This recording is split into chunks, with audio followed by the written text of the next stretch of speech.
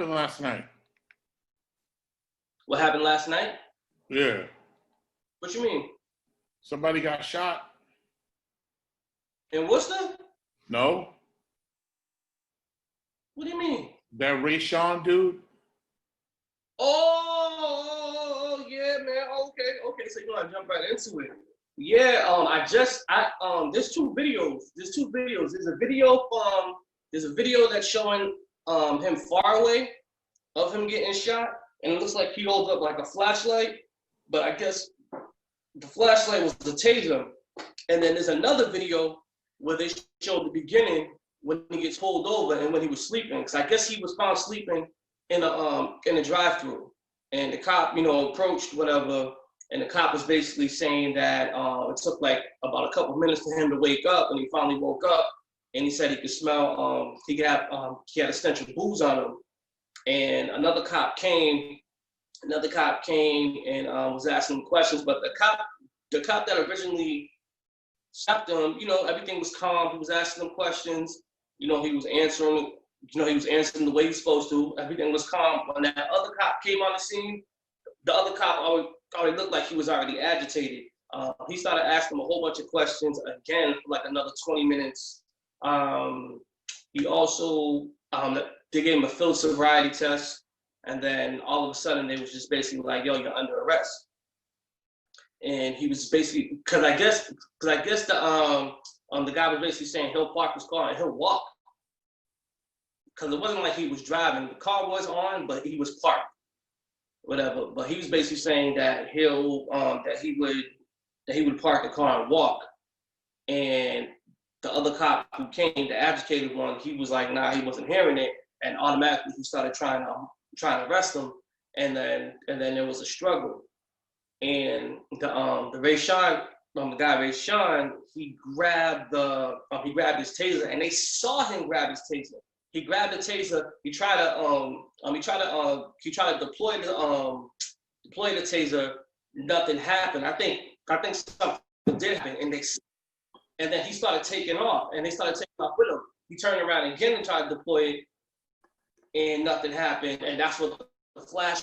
That's the flash you saw from the video from back, and they put 3 in them, and that was it. But from what I'm hearing, they're already those cops are already fired. They're already reprimanded, everything like that. So it's getting crazy. So he tried to grab their taser. He did grab the taser. He did. Like from the first video, you're like, okay. I tried to shoot them with the taser.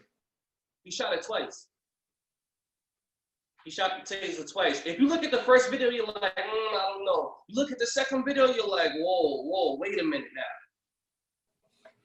Like you look at the full video when they stop him with the body cam video. Look at the body cam video. That's what it was. It gives you a little bit more, and you're like, it's yeah. Because if you look at the body cam video, you're like, they didn't have to shoot him like that. Granted, he took the taser and he shot it at him, but we all know that's non-lethal. And the simple fact is, it has to hit you and it has to hook onto you. But it's one of those ones you're like, okay. How do you?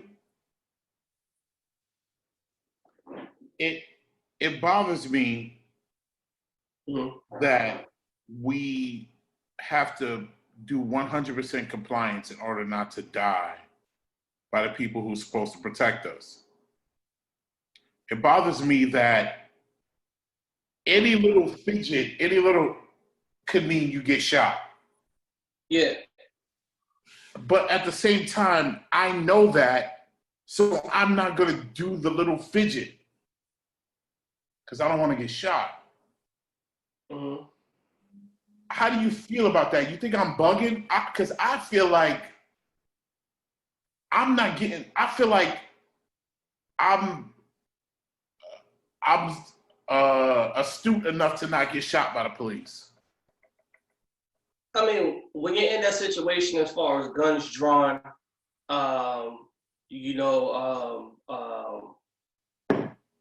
real aggressive. But we've been in that situation. Right. But And I'm we saying, had weapons on us. right. And we were driving. Huh? Their guns weren't drawn, but he did have his hand on his gun. He put his hand on it. Yeah, he put his hand on his gun. And we had a traffic violation. Yeah, we were totally in the wrong. Well, no, I don't want to say totally in the wrong, but what I'm saying is we were out there enough for them to get away with some shit. Oh, definitely. So, but the way me and you handled it was, yes, sir, officer.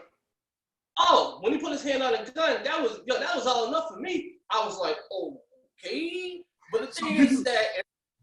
So, do you think that people need to? Hold on. Do you want to give context to this story? Sure.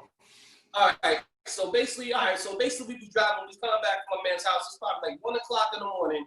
I was driving my car from where we was at. It was probably like a mile from where we got stopped. I had my lights off. At the same time, I had to suspend the license. So we're driving, and the cop pulls up behind us, and I'm just like, oh, here we go. He's gonna fuck with me. And I was like, you know what? My license is suspended, by the way. And I remember he was like, damn, okay. And next thing you know, whoop, and I'm like, fuck, here we go. So we pull over. And we both had the things. Yeah, we both licensed, you know what I'm saying? Both had them license things on us, whatever. But and license don't mean nothing to a racist person with a gun. If they were that, I'm saying they were that, but if they were that, the license wouldn't mean shit. Because they already proved that, with what's his name? Philando. That's right. Yep, Castillo. So automatically he goes, you know why I pulled you over? And I'm like, no, officer, I don't. He goes, your lights were off. Your lights, it's like you've been driving for like the past mile with your lights off. I'm like, damn, sorry about that. He goes, license registration. I'm like, fuck, here we go. Give him a license registration. He goes, oh, your license suspended. And I'm like, sir, I wasn't aware of that, which I was. Then he turned around, he looked, he see my FID card. He goes, you have an FID card? I'm like, yeah. He goes, do you have your gun on you? And I'm like, yeah. Looked at D, he's like, do you have an FID card too? D was like, yup. He was like, do you have your gun on you? He was like, yup. He took 2 steps back, put his hand on the gun, and he said, yo, put your hands on the steering wheel. And I was like, oh, shit, yes, sir. And he was like, you put your hand on the dashboard. And I was like, damn. He was like, what side is the gun on? Yo. Now, with him having his hand on the gun, I was a little nervous because I was just like, he was like, what side, left or right? And I'm like, left. He was like, okay. And then he was like, do not pull for it. He was like, just point to it, show me where it's at. And I'm like, point. And I go like this. He's like, okay. So he steps out, whatever. We go through the procedure. Long story short, what I'm basically saying is that with those instructions, sometimes you just cannot think. And sometimes you're just so nervous, you want to get out that situation, like you kind of panic. Because at that point in time, I didn't know my left and right. And if God willing, he wasn't a scary dude, he was just like, okay, and he seen that I was nervous, so the tension came. Now, on top of that, 4 or 5 other fucking cruisers came, and there was like damn near 20 cops out there. And I was like, oh shit, okay. And I knew, like, I don't know what was going on with you in the car, but when I'm on the outside, I'm getting grilled by 3 cops asking, like, why do you have a gun? And I'm telling them, like, yo, it's my God-given right. As a citizen, I can grab a gun. Why do you have a gun? He goes, oh, because it's my job. Whatever. But basically what I'm saying is that in that situation, when guns are damn near drawn on you or hand on the gun, whatever, you're gonna have a tendency to get nervous. And I was kind of nervous. So I didn't know my left from right. When he was when the guy who was hovering over me, he was basically just saying, don't move, stay calm, don't move. Like he kept saying shit like that. And so I was like, yes, sir, Mr. Officer, sir. Like I was, and it's a shame that we have to do that for the, like, us having legal weapons on us shouldn't have been an issue at all. Yo, and I remember we was out there for damn like forever. And the funny thing was, right? The funny thing was that I remember hearing our names. Yo, they ran our names. They was like, yo, check to see, they was checking to see if we had warrants out of state. They was checking, make sure, we was registered. They came back. They was like, yeah, they are registered carriers. They was basically like, does he have any warrants out of state? Yo, they was putting us through the ringer. What? And then the funny thing is, yo, dude damn near forgot. My license was suspended.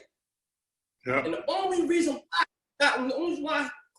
why he remembered my license was suspended is because an older cop that was arguing with me, asking me why I have a gun 1 o'clock in the morning. Now, granted, I had a jersey on, everything like that. I don't give a fuck how I was looking. Simple fact is, it was my legal right to carry that shit, regardless of how I was looking. Whatever. Yeah. So it's funny, they forget the actual crime. Yeah. And the legal thing, they're sweating. So my point is, we're bringing up this story is, I feel like we shouldn't have to, but the fact remains, if a motherfucker has a gun, you do what they say.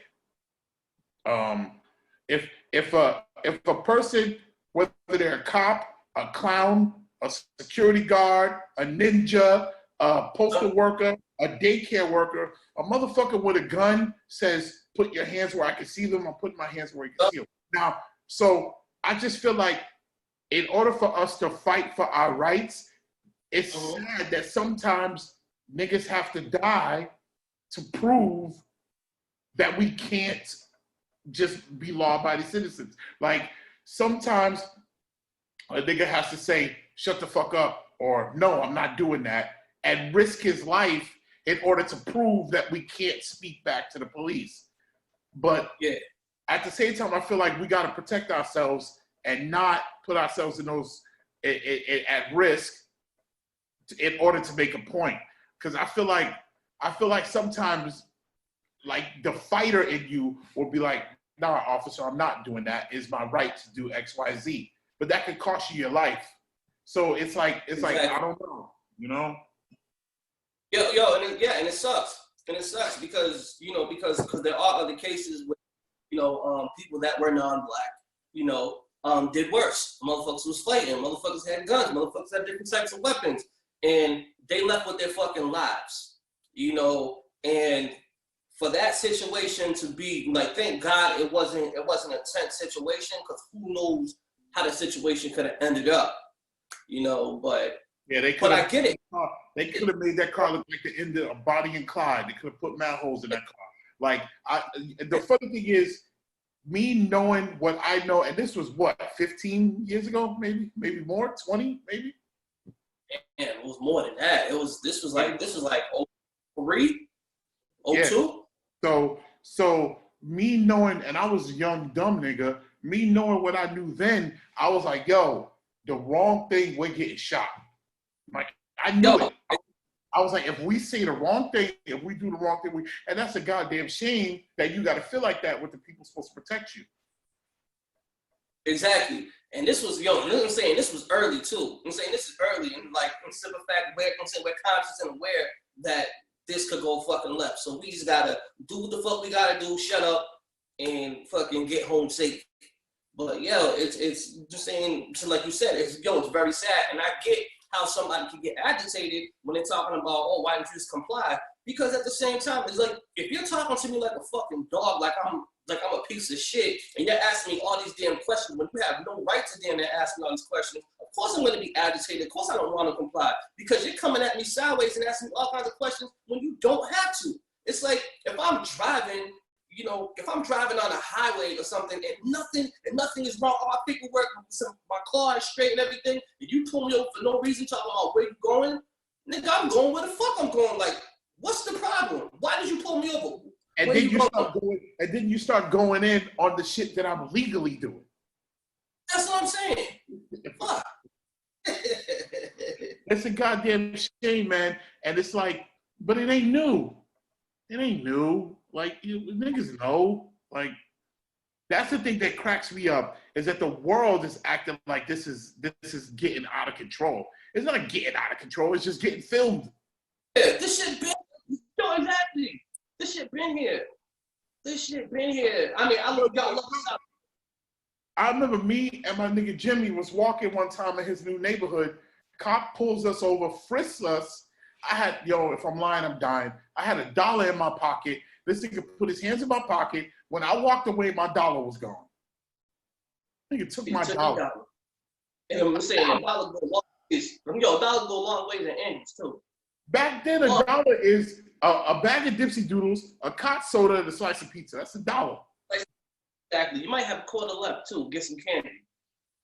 And nigga took my lunch, basically. Nigga took my lunch. Yeah, that's about that time.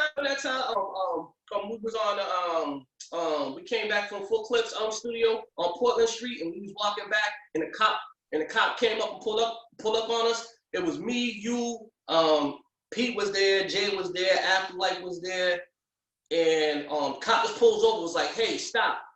We're like, "Okay." He goes, "Yo, you know the procedure. You know how it goes down." Like, I was like, "What are you talking about? We don't know the procedure. What procedure are you talking about?" "Hey, when the cop stops you, you stop.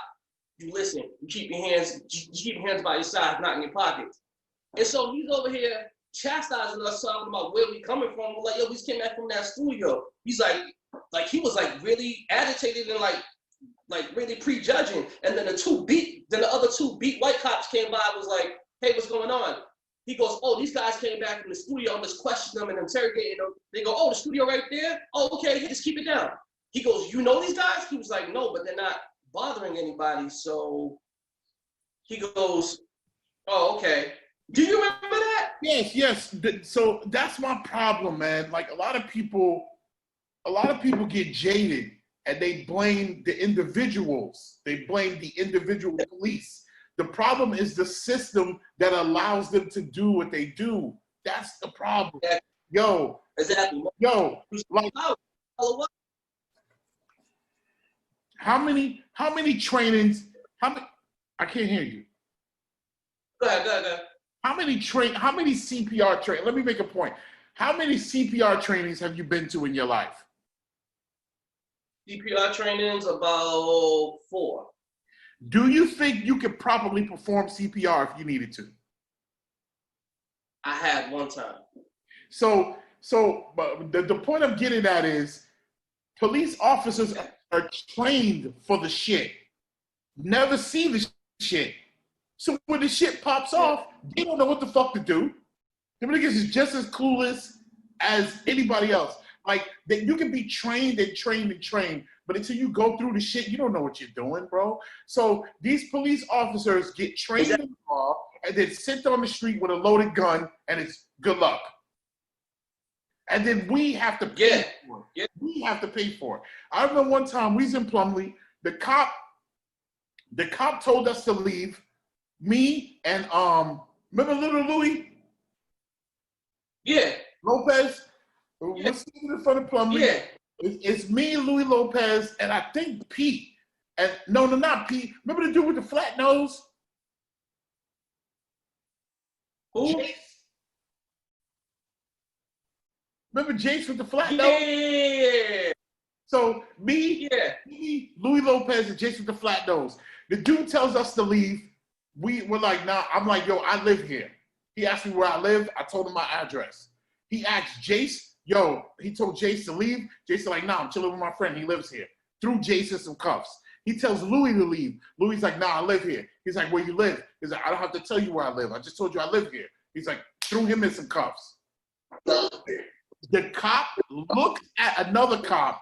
You can see it in his face. He looks at the other cop like, I can do this, right? Like he has this look on his face like, this is cool, right? And the other cop is just like, all right, man, you guys got to go. And threw them niggas in the paddy wagon and locked them up. And to me, it was like, that's what I was like 16, 17. That's when I realized that half of the people that are walking these beats that are trained officers don't know their assholes from their elbow. But they got guns. Nope. And like LP said, they got guns and impunity. Yo, and the thing is, I saw something which was basically saying that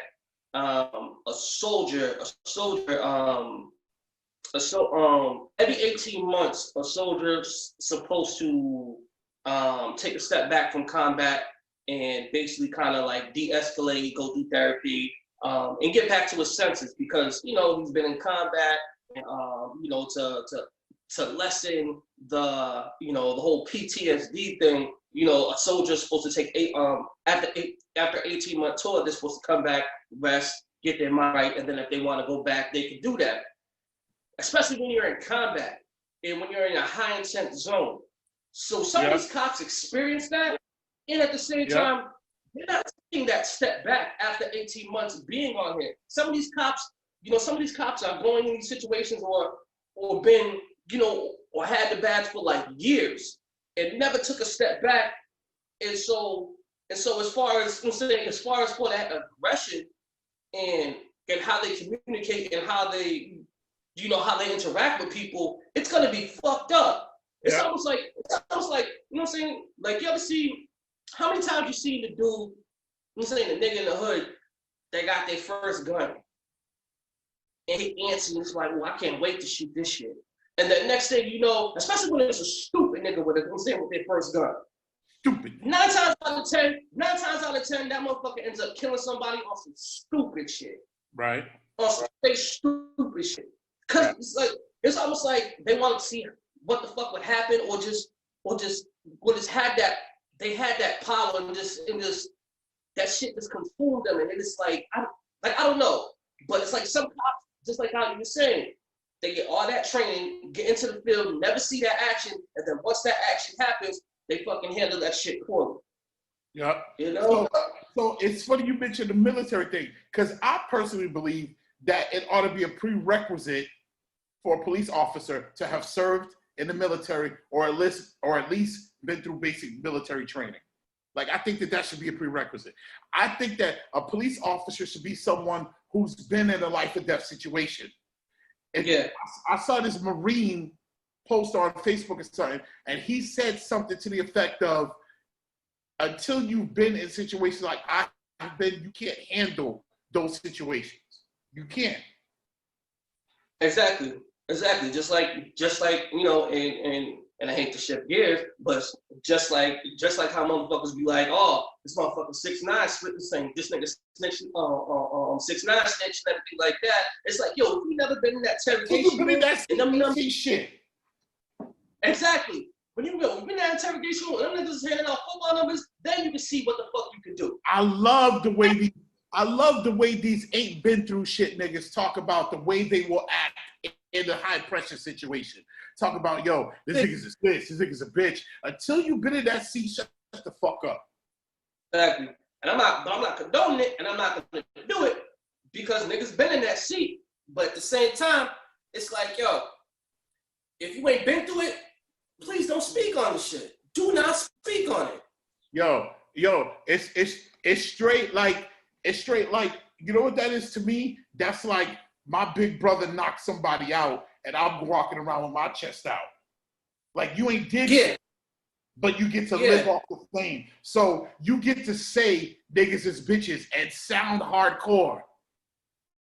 Yeah. Because the implication is I wouldn't snitch when you say niggas is snitches. So the implication is that you're G, you're gangster. But you ain't been in the opportunity. Yo, man, especially saying, since we on 6ix9ine, have you heard or I'm pretty sure you didn't hear it, but what are your thoughts about Akon working with him and Nicki working with him? Now, granted, background story with Akon, from what the streets are saying, Akon used to be the man in the streets back in Jersey, and he was running shit. And he was like a, you know, he was a boss, like an underboss. So, and now he working with 6ix9ine. So I feel two-pronged about it. One, I fucking hate 6ix9ine. Yeah, I hate every single thing that he stands for. I hate the fake gangster that he stands for. I hate the snitching that he stands for because I feel like don't get in if you're gonna tell. I hate everything he stands for, but I also feel like I said this before on here. I think it's a good thing that kids see that the music and the life don't have to be connected. Because because I think a lot of young niggas will go out there and try to live the life because of the music. So I like the idea that niggas say, oh, it's just music. I like that mentality. I don't like the idea of people trying to live up to the music. And I'm hoping that's what the good that can come out of this situation. Yo, and I just, yeah, I mean, I hate everything. I hate everything about it. I hate the trolling. I hate trolls, period. And the way he trolls, it's just like, it's so dangerous. And it's like, yo, it's not going to end well for him. Because it's almost like, yo, everybody ain't always playing. And everybody ain't playing. And it's like, yo, you want to run or you want to talk about the wrong person, and niggas is really going to come for you. And it's going to end fucking badly.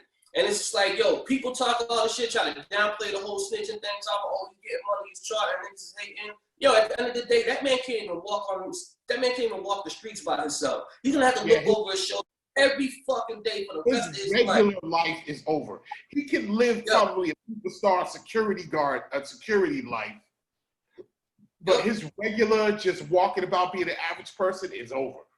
Done. Anybody that stands next to him is a target also. He's a walking in danger. He's a walking in front and not even necessarily from like real gangsters. Like his life is in danger from little wannabes that just don't like him. Niggas trying to put stripes. I'm saying niggas trying to get stripes. Yeah. Niggas trying to get stripes. They get, oh, my hero. And I'm pretty sure, I don't want to put this out there, but I'm pretty sure one little dumb motherfucker might try to do that shit, try to get some stripes, and I'm pretty sure motherfuckers will put a GoFundMe up and put money on his motherfucking books to deem this nigga as a fucking hero. Yo, at the end of the day, shit's all fake. He ain't worth it. It's... I don't like the kid, man. I think even for the first time I heard of him, I was like, yo, are you serious? For the first time I heard of him, I was like, yo, some shit's gonna go down and he's gonna fold. Everyone knew that. Yeah. The shit's gonna go down and he's gonna fold. And then I remember I got afraid for him. I was like, yo, when he folds, those niggas around him are gonna kill him. Like that's the first thing. And once you are exposed and you're deemed as a rat, you can never talk about some street shit ever again. And it's just like, yo, his music, he's still talking about some street shit. And I can't believe it. And it's just like, yo, I see grown men, dudes who's supposed to be in the streets pumping that shit hard. I'm just like, what the fuck is going on? Like, really? Like, Yeah, so that's the only thing that, so it's weird, man. I call myself, I'm the biggest hypocrite because I feel like we should separate the music from the person. But I still won't fuck with the music because I don't like him. Exactly. Cause like, yo, don't come for me.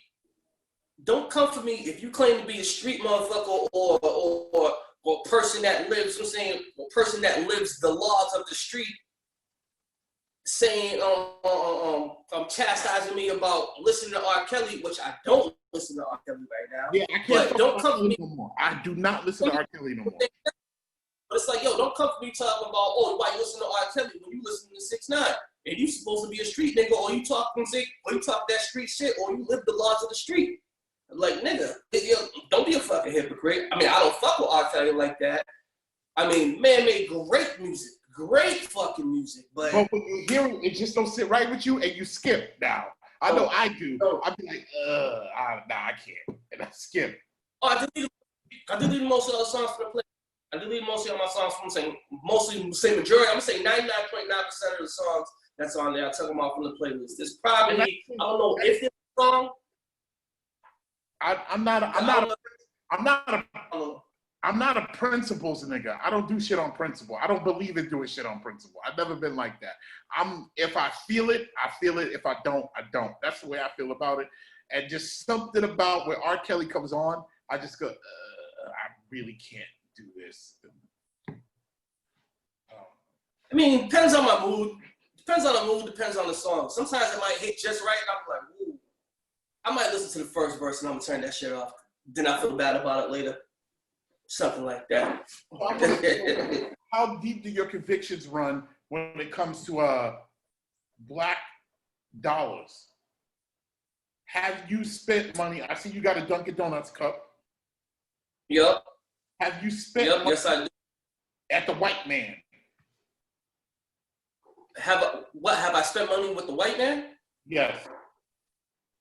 I mean, I do, but every time I do frequent a black business, I always tip, and I try to make it known.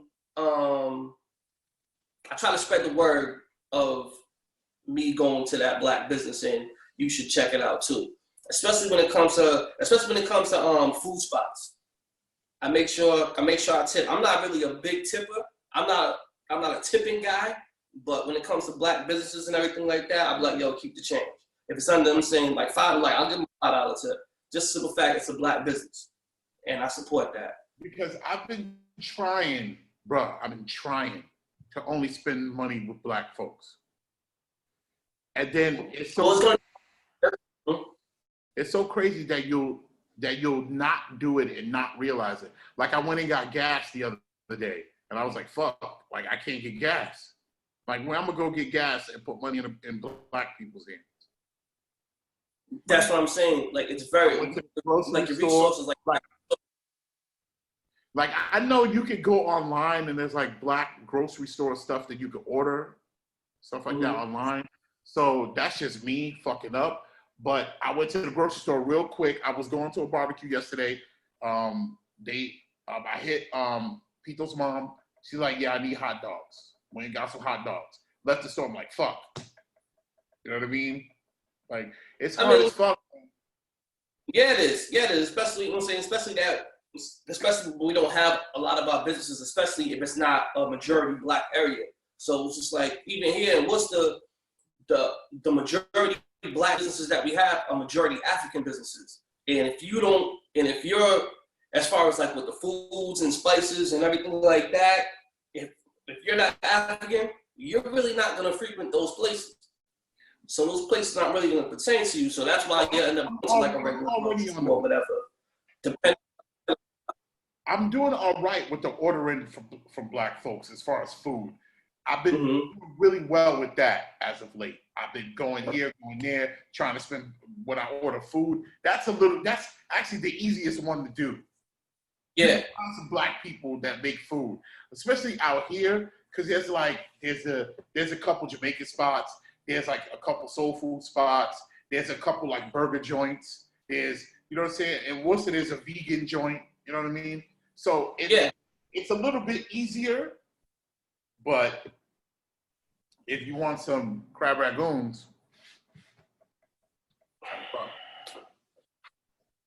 I mean, if they have a Black Lives Matter sign and, saying we support Black Lives Matter. Nah, man. We have the Black only way it works is if we say, everybody else, we love y'all, but we're trying to put money in our people's pockets right now. That's the only way it's gonna work. We have to 100% completely shut down fucking with anybody that ain't us. Because it sounds racist and fucked up, but nigga, that's literally what they did. Every other race is what they did. That's what I'm saying. And it's like, yo, and this is like, and when our black dollars become powerful, or businesses or organizations, now here comes the fuck shit. Oh, what are they doing? Oh, they're not doing something right. They're running illegal activity. Let's investigate. Let's do this. Let's do that.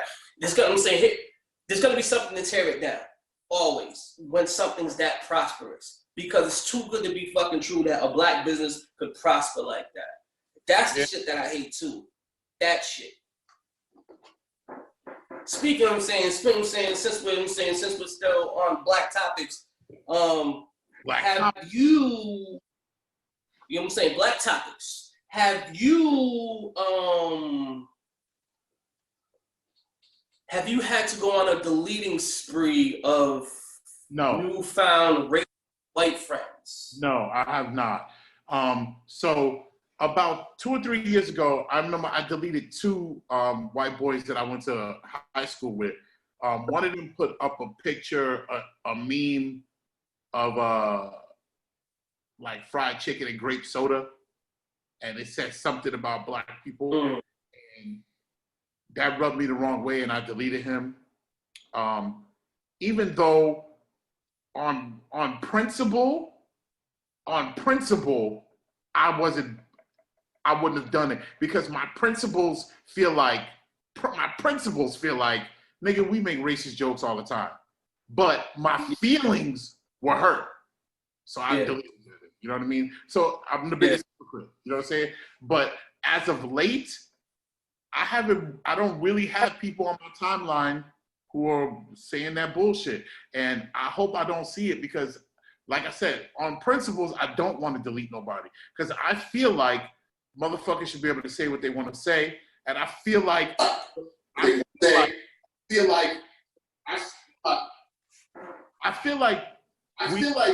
we shouldn't be, because a motherfucker says or does one thing, that's just who they are. Like, I feel like we shouldn't do that, but when your emotions get involved, it's kind of like, fuck you, I guess. No, I hear you. Because I recently saw a meme.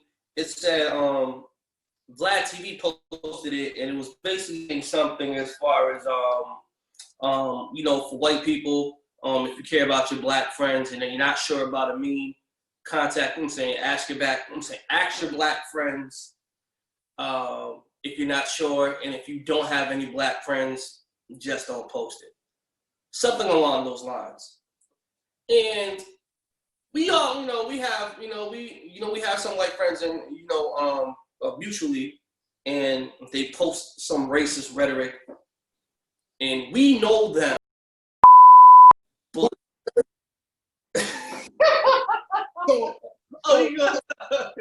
so that's my thing, right? We call these people racist and all this kind of foul shit. But son, if anybody knows the struggle, he grew up next door to us. He lived the same life as us. The only difference is he has white skin and we have black skin. So if it's fuck you to him, should it be fuck you to him? I don't know. That's the thing. I'm like, yo, this man slept over my house. You know what I'm saying? This man slept over my house as a kid. As kids, we played with him. He's like, yo, like, man. Maybe even more. He can go through the struggle of being a black man in the hood. You know what I'm saying? He didn't go through that struggle, but he was right next to us. You know what I mean? Like, I don't know if I'd call him racist though. You think you think so? Because so that's my point. I feel like pride and prejudice are real close to each other. There's a thin line between pride and prejudice. And I feel like a motherfucker who feels like I'm white and these are the problems I have, and I don't connect with the problems you have as a black person, we say fuck you to him and call him a racist. I don't know if that's right. I'm not sure. I don't know either, because I can see, because it's almost like a motherfucker will post militant shit all the time, but not be militant at all. Yeah. But based on based on the rhetoric that they post, it's so militant. And you're thinking like, okay, but that's not the case at all. And like I feel there's a lot of white people that's posting shit, and they're posting it out of almost like self-defense. Hell yeah. Because they feel that they're getting attacked. You know what I'm saying? And so it's like, I post this, but it's like, yo, it's coming out fucking racist. like I had a coworker, right? I had a coworker that feels very strongly about the rioting and the looting and everything and the protesting. And so there was a meme, right? He posted a meme and it said it was a protest and it was a car running through the protest. It was a protest during Charlottesville where the dude ran through the protesters and ended up killing the white girl, the self-proclaimed neo-Nazi, whatever, right? It was that. And it showed, and it was a meme that was posted, and the caption said, play stupid games, win stupid prizes. And I was taken back when I saw that shit, and I was like, yo, that's racist shit. He goes, how do you figure it's racist? And I'm like, well, first of all, do you know what the fuck this is? This is Charlottesville. This is a neo-Nazi running through a fucking crowd that was anti whatever the establishment was. And he was on some like trying to do harm. Like he was out there, you know what I'm saying, like committing hate crimes. I'm like, and that's some racist shit. And like, and you're posting it. And then you're talking about, yo, play stupid games, win stupid prizes. And then some black dude flipping in the air and everything. And I'm like, yo, you're gonna straight post that? And it's just like, well, I don't agree about the looting. And I'm like, this has nothing to do with the fucking looting. And I was like, I don't care how you feel. Like how are you gonna say how you feel is how you feel. But posting this shit says something different. And if this is playing inside your soul and everything like that, you, my friend, are a fucking racist. Yeah, but so I feel you on that. But everybody identifies with their own plight. Like black people don't want to admit that the way we react to the way racist white people look to us is the way we look to gay people. Like black folks don't want to admit that. Black folks don't want to admit how homophobic we act and we treat gay people. Black people don't want to talk about that, right? Because I can't say black people. Take this. Take George Floyd out and put a transgender or a transsexual person there. It becomes a gay issue, right? Are black people rioting and protesting? No. Yes, because black people have. Just because black people. Come on, bro. Come on, man. Black people would have been like, man, that's a shame. Say that again? Nah. Well, black people have been writing for the So you telling me you take George Floyd out of there, you put a white, openly gay or transgender person there, and the gay rights people come out of the woodwork. You telling me black people are rioting and protesting? Not to this magnitude, no. No, man. But my point is we all identify with our struggle. But then we hate on other motherfuckers because they don't identify with our struggle. At the same time, we only identify with our struggle. I got you. I feel you on that. And like people nowadays, you can't say shit because people will put you in a certain column and leave you there. Mm-hmm. You know what I'm saying? Mm-hmm. So what I just said to you, I can't say that out openly to people. I have to keep that to myself. Because people don't want to hear it and they'll put you in a certain column. Nah, definitely. I understand that. Yeah, you're right. It's a thin line between pride and prejudice, man. A thin line. And on one, you could be saying big up to my people, and then keep saying it, and then it starts to sound like fuck you to anyone who ain't me. But that kind of falls on the individual because like I was saying, right? I was explaining also, and I was like, yo, when people are talking about cops, like bad cops, fuck the police and everything like that, they're not basically saying all police, and they're not talking about all like for instance, right? But some people are. Right? Yeah, some people are. But I was talking to my white coworker, and I was like, yo, when someone says honky, cracker, and everything like that, that doesn't mean all white people. They're talking about those people who practice, who practice white supremacy and who basically live their life off of that shit. So when they say, honky, fucking redneck, cracker, that's not pertaining to all white people. That's only pertaining to a certain group that feel that way. Okay. But some white people will be like, oh my God, you know what? All white people aren't like that. Yeah, we know that, and we're not talking about them. So simple fact, you don't have to feel guilty. If a white person refers to a black person as a nigger, do they mean all black people? Most likely when they say that, they're talking about that person individually. So I don't know, man. I don't know if I 100% believe that either way. I don't know. Because I feel like if you have it in your heart to call another race something, I don't know if you could go back and forth. I think you have to be on one side or the other with that.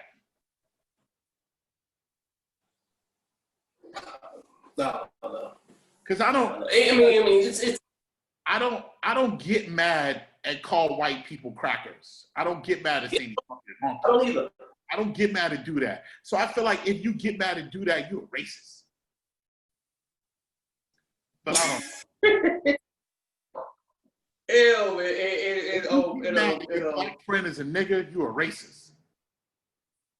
You said what? If you get mad at your black friend and now he's a nigga, you're a racist. Oh my God! Speaking of black friends, you seen Terry Cruz's tweet?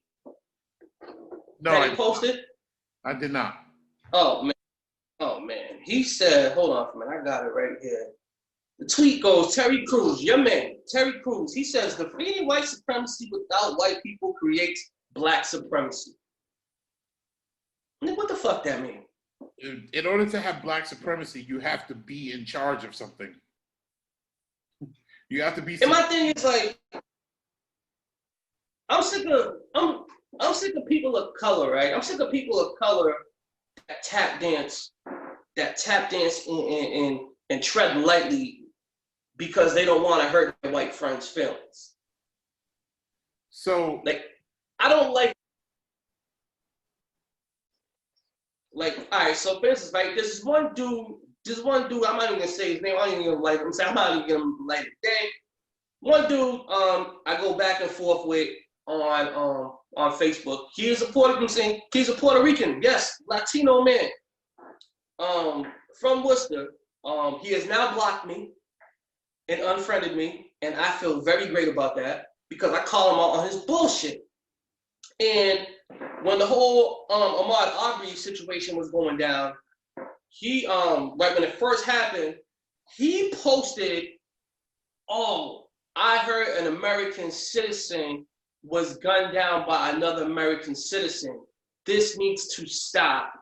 Like, he's like saying like this needs to stop, and someone needs to go to jail, something like that. And I'm like, yo, why don't you just say what it is? Yo, black man got killed by two white dudes. I was like, because you taking color out of it basically defeats the purpose. Like, everybody knew what it was. Everybody knew what it was, especially when the video came out. It was clear as day. We knew what it was. It was on some racist shit. And I was like, yo, call it what it is. Don't try to sugarcoat the shit because you don't want to upset your white friend. I don't like that. I'm like, yo, call shit what it is. Hey, why does everything have to be about race? Because sometimes it is. It always is about race. And some people say, you know what, all this race stuff, it's a problem because when you bring it up, it's a problem. It creates issues. No, when you don't talk about shit, it creates issues. Every single time when something's wrong with somebody, and they're just, hey, what's wrong with you? Nothing. But obviously something is wrong with you.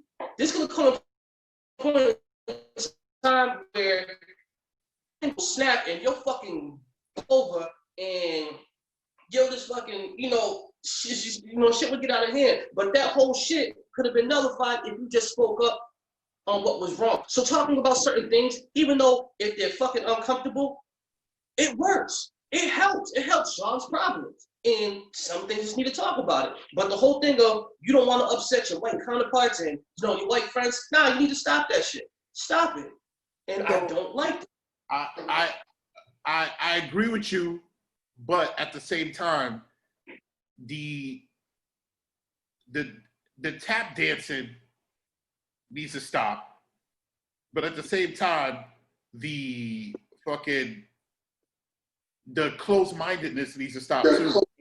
How many times have you been in a room and a conversation about race pops off and a white person says something and someone tears them to shreds and kind of just tells them to shut up?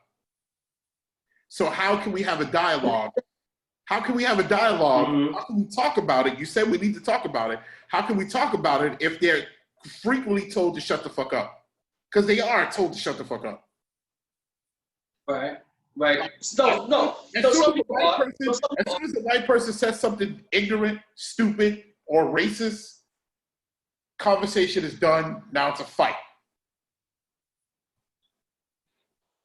That's why all conversations shouldn't be done in a public forum. I believe some productive, especially if you want to have a productive conversation, you want to make sure you're in a safe place where everything could be said and it's there is a mutual understanding. Where is this? Like, I feel like the safe place should be social media. Like, it should. No. It should be there because there, no one's gonna hit anybody. So there, you should be able to speak. You may want to pick a person that you feel comfortable around, that you're comfortable speaking freely to. I have no problem speaking with white people or even white friends, whatever. If they have a question, if they have something that was on their mind, I'm open to it. You know, Me too.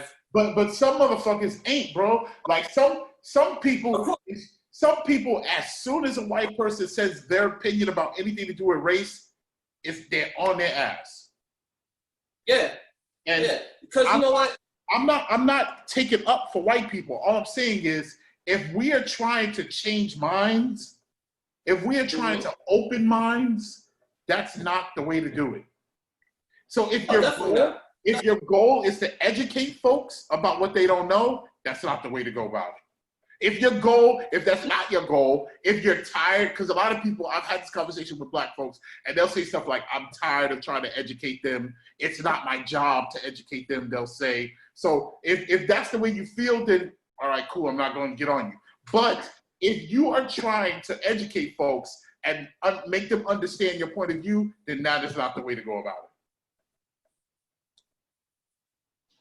No, definitely. No, definitely. I definitely understand that. But it's like, you know, I mean, it comes to a point, like I said, you got to have someone that you trust and someone that you're comfortable with and someone that you can speak freely with. You got to, I mean, for every dialogue, there should be some type of guidelines or some type of disclosure, you know, that you have, because some things will get intense and some things may come off ignorant, but some people may not just know. Some people, because yes, there are people that haven't hung with black people that don't really understand black culture and only see what's on TV and what's being presented by them. So whatever they see or whatever is shown to them, that's what they're going to assume what black culture is or whatever that culture is. What about the police? We blame the individual and not the system that created the individual. Like, right. Mary Jo. The police do that same shit too with us. Well, yeah, absolutely. But what I'm saying is, if Mary Jo Hornswoggle has a certain opinion about black folks because she was trained to feel that way, instead, like, we hate her more than we hate what created her. We should focus our energy on the creation of that. You know what I'm saying? I'm not saying she gets a pass. Don't give her a pass. Like, just fuck her or whatever. But what I'm saying is, your energy should go towards tearing down the thing that created that. No, definitely. And yo, like I said, I'm always up for it. I'm always open to it, because, you know, I can't, you know what I'm saying? I never shy away from a good debate or argument. Well, yeah, I know. You know what I'm saying? You know me. And you use the word, when you say good debate, you use the word good loosely. Okay? Yeah. Big time. Because some don't understand and don't know. Like, I had a nice productive conversation with some white people at work. The whole topic of affirmative action came on. And so I had to break it down. I had to break it down for some of them. When it comes to affirmative action. Affirmative action. I just don't feel that if a person isn't qualified, they shouldn't get it just because of the color, based off the color of their skin. And I was basically telling them, I was like, in certain cases, yeah, it does happen. But at the same time, what you got to understand, affirmative actions is basically access. If you have two doctors, a black and white one, yes, the black doctor may get a pass on getting into medical school. But at the end of the day, that motherfucker still has to do the work. And guess what? Both of those doctors, the white and the black doctors, they have to pass the boards before they can become doctors. There's no affirmative action when it comes to passing the fucking boards to get your license as a fucking doctor or nobody, man. Fuck that affirmative action shit. Yes. Because you know what? It's like you don't have to argue that affirmative action shit with people, bro. You know why? Because the same way you said the doctor had to get in that room. No. The doctor had to get in that room in order to be picked because they're black. The same way you got picked because the CEO of the company sees himself when he looks at you, or he sees his son when he looks at you. So that just fuck up. Or he knew somebody that knew you at the end of the day. Yeah. Exactly. And I basically broke down to him. I'm like, yo, the people that benefit the most from affirmative action are white women. So at the end of the day, this affirmative action, the whole affirmative action, talking discussions, bullshit. It's crazy. It's crazy. It's crazy how they'll say, someone didn't get the job because that black guy got the job. But the truth is, what happens is now, let's say a company who's trying to diversify will hire 100 people of color. And then affirmative action says, no, you only have to do 5. And they're like, oh, we only got to do 5? Oh, word. You know what I'm saying? So. Exactly. So that exists. And then they end up getting fucked. And they end up getting kente cloths on fucking Black History Month and kneel solidarity. You seen that shit? Wait, say it again. Democrats with the kente cloth. Oh my God! I thought it was a joke. Yo, I thought it was a joke. So you see the memes behind that? You seen the memes behind that? Nah. Yo, the memes, right? So I had Nancy Pelosi and I had the other dude, I forgot his name. And it was like, when your white daughter says she's bringing her African boyfriend to dinner, and it showed them too with the kente cloths and the hats. Yo, I started fucking crying. I saw that. I was like, yo, I want to know who came with that idea. Who came with that fucking idea? Yo, when I seen them with the kente cloths, I was like, nah, that's a meme. Someone photoshopped that shit. Yo, that shit was real. That shit was fucking real. I was like, motherfucker. I thought it was a joke. Why did you? I thought it was a joke. I told somebody it looked like a Saturday Night Live sketch. Or it looked like 30 Rock, the TV show 30 Rock, doing a parody of a Saturday Night Live sketch. Like, that's how ridiculous it looked. That's what it looked like. Yo, even Republicans was like, yo, motherfuckers is crazy. Republicans was like, y'all motherfuckers is crazy. Motherfuckers out what there. Are you doing?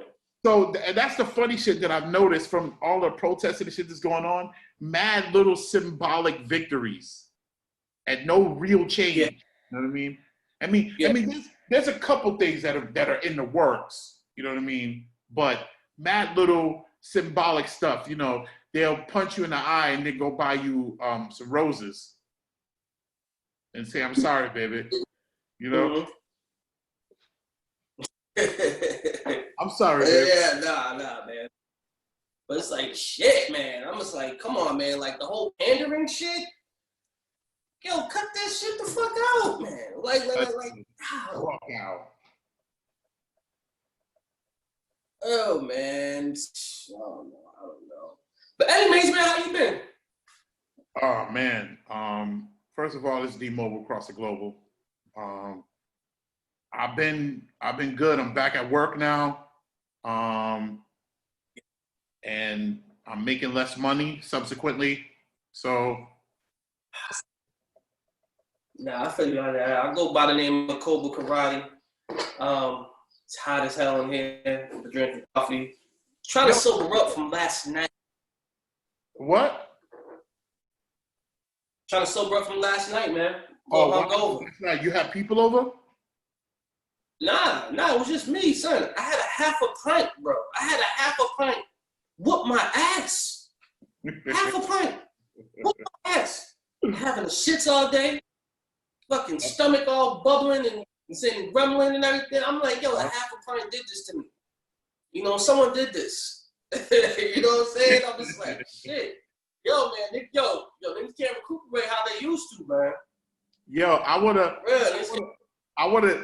show you something. I wanna see if you remember this.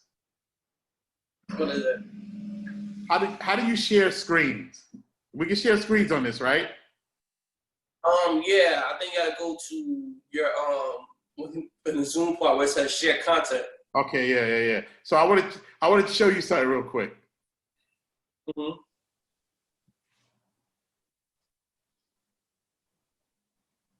You see my screen yet? Nah. Hold on. I hit the share screen shit.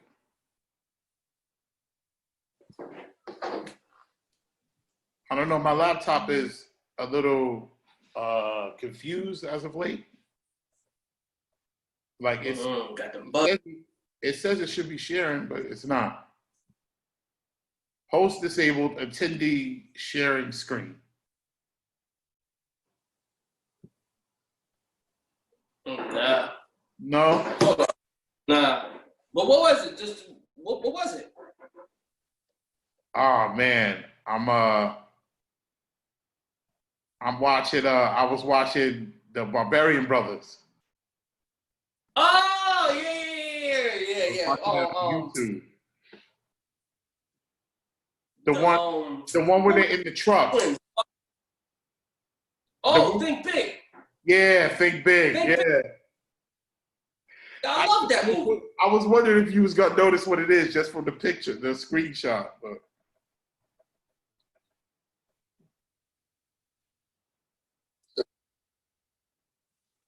yo, it's funny. It's funny that you bring up 80s movies, right? So I was thinking the other day, right? And I was high too, you know, and I was overhearing something on TV, and it goes, when did Black Lives Matter?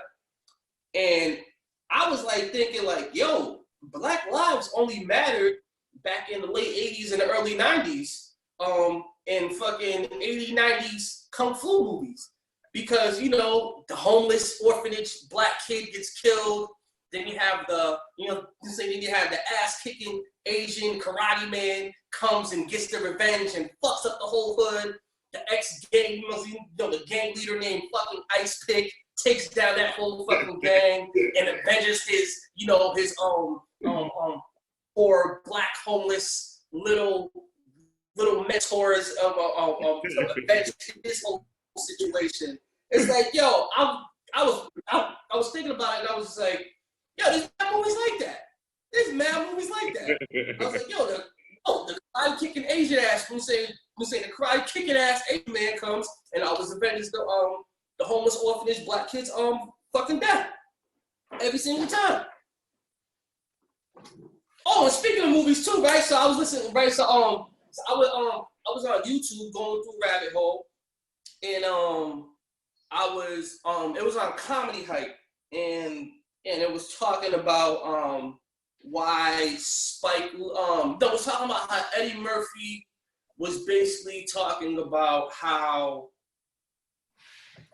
the big time blacks or the elite blacks never joined up together to make movies or whatever, or right.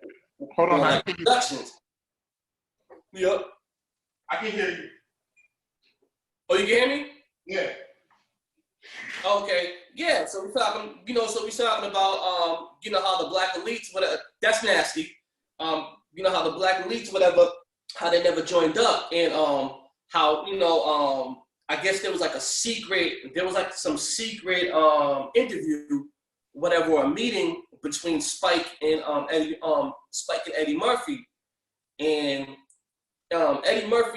Spike Lee was big time, I'm conscious of what Eddie Murphy was saying. He was real vocal about what he was doing, and basically saying how he doesn't cater to black people and try to put black people in better positions, huh?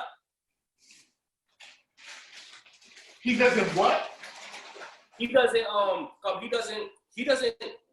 put black people in better positions because Eddie Murphy has an office in one of the big major studios, and he was like, with Eddie Murphy's power, Eddie Murphy could do more for black people. And Eddie Murphy was basically saying, how do you know I haven't done that? Eddie Murphy was basically saying that majority of people that work in his office are black, and majority of people that work on all his movies are black. And I was thinking about that, and I was like, yo, low key, Eddie Murphy has been on some black power shit and has been putting a lot of black people, a lot of black faces on, a lot of black faces on film. I was like, a lot of things he does, even with Boomerang. You look at Boomerang is damn near all black movie. You got the Distinguished Gentleman with his crew, all black. Coming to America, all black. And that was like a low-key political black movie. Yeah. Like a lot of movies that he does. And so further on in the article, they was also talking about how Eddie Murphy, King Navy Waynes, Paul Mooney, Arsenio Hall, and Robert Townsend was supposed to come together and create this Black Hollywood. It was called like a Black Hollywood. It was a production company or studio or something like that they were all going to come together and form, but it never got done. Why not? They were just basically, everybody was basically doing their own thing, and that's what Eddie was vocal on. He was like, yo, like the big elites and like the big black elites in Hollywood, if we was to come together, we'd be very powerful, but everybody's always doing their own shit. Everybody's always doing their own thing and wants to do this, wants to do that, but no one could ever come together, like especially with black people. And so it was that's the American way. So when I'm gonna get a little deep here, and maybe even a little conspiracy theorist, right? When the people who came to this country set up this country, they set it up in such a way to indoctrinate the people to think a certain way. So we started to believe that we had to get our own and fuck the next man.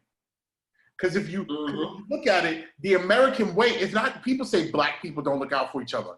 That's true, but it's not just black people. That's the American way. The American way is fuck you, I'm gonna get mine.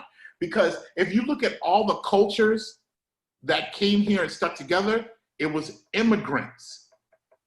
American-born people have a fuck you mentality. Immigrants stick together. You know what I'm saying? It's an American ideology to step on the next man's neck to make $1. It's immigrants are like, look, when we come over there, you gonna buy a shoe store, I'm only buying shoes from you. You gonna open a restaurant, I'm only, you know what I'm saying? Immigrants think like that. Americans don't. So it's not just exclusively a black thing that we don't do that. You know what I'm saying? Mm-hmm. But blacks are the most American Americans. Exactly, and can have not sticking together. Yeah, we're the most American Americans because they literally beat the American way into us.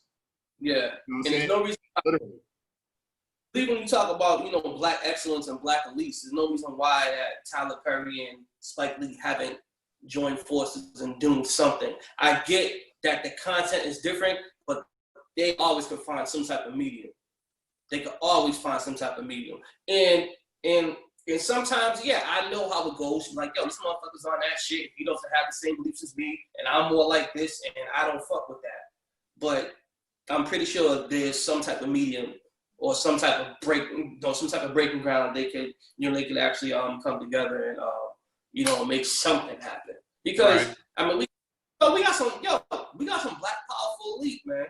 We got some black powerful people that if people came together, niggas could start their own shit. Right. There's no reason why we don't have our own black studio. Any type of major thing that's black, there's no reason why we shouldn't have it. So, especially black people. So that's a whole bunch of black. That's not the problem. The problem to me is we need more black little guys. We need more black people that own roofing companies, more black people that have shoe stores, more black people that run daycares, more black people that, we need more stuff like that. We need more black little guys so that we can take care of each other. Because, like, let's go buy a house. You're like, I'm going to call my man that does plumbing. I'm going to call my man that does this. If you call 10 people, 8 of them is going to be people that ain't black. Maybe 10 of them. You know what I'm saying? Yeah. We need to keep our dollars with ourselves, and then we can start going to the table and saying, well, we the black people will not support this candidate. We the black people will not support this bill. You know what I mean? Yep. Nah, definitely. And I definitely think that could happen, because when it comes to content, when it comes to creating shit, and when it comes to being the pulse and moving shit forward, we number one at that. It's like whatever we do, it's like the world is on pause to see what black people are doing first. Yeah. And then once people do it, it's like, that comes the wave, okay, all right, let's do that. Let's start saying that, because this is what black people are doing now. It's like, we the creators of content. And so it's just like, with that power, with that intellectual property that we have, there's no reason why we ain't running shit or calling shots. No reason why. And I just hate the fact. I feel like in some ways, black people are the cool kid in high school. Big time. Note that the cool kid that everybody loves, but nobody loves. You know what I mean? Like, Trey is so awesome, but nobody cares what's happening to Trey. Like, no one gives a shit what's going on in his life. They want him at their party. They want to take pictures with him. They don't care what's going on. You know what I mean? So I feel like in a lot of ways, folks are the cool kid in high school in that sense.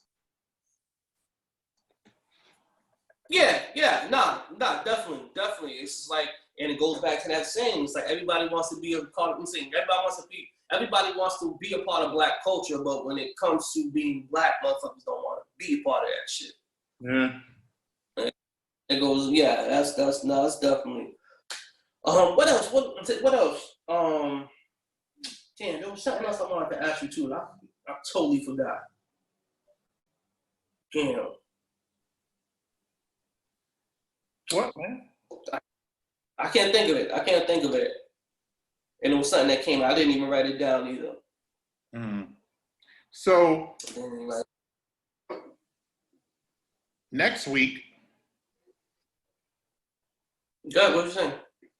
Next week, what are we doing? I don't know what we're doing next week. I was gonna try to get Dell was supposed to be on here this week, but she was gonna be on vacation, and so she wanted to schedule that for like July. We should start having people jump in at the end of the conversation. Like, we should do our thing for a little bit and then have the interview for the last half hour of the show. We could do something like that. We could do something. Yeah, something like that. Cause when you're the host, you could you have control to mute everybody and put their screen on. So yeah, we could definitely do that. We don't even got to do that. We could just tell them to log on at 1:30 and we start at 1. Right. That's what I'm saying. Right. We give them that. But what I'm saying is that if I don't want that person to come on yet, or I'm saying hear that person speak yet, I had the control to do that. Okay. You know, but yeah, man. So yeah, that's it, man. You know, Yeah. I guess this concludes the VOD, man. The VOD. You know. Pod, yeah. Yeah, man. You know, I go by the name of Kobra Karate. Finished all the coffee, trying to sober up. You know, still got the bubble guts, but I'll be fine. Yeah, well, this your man D Mobile across the global. Forgive me for being vocal. Peace. Peace.